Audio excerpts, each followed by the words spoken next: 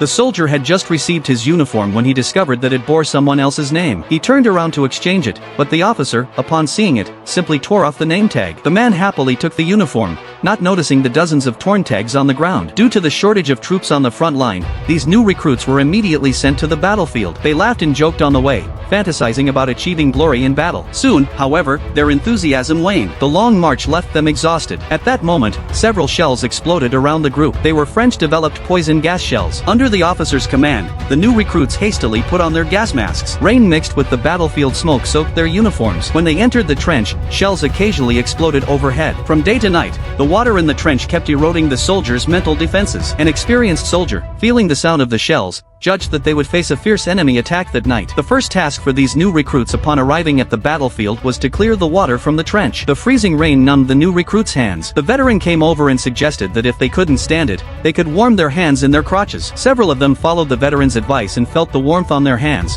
which made them feel a bit better. To prevent a sudden enemy raid, illumination shells were fired at intervals to light up the battlefield. The soldier suddenly heard a painful cry from the battlefield. He cautiously poked his head out to see a wounded French soldier left behind on the battlefield.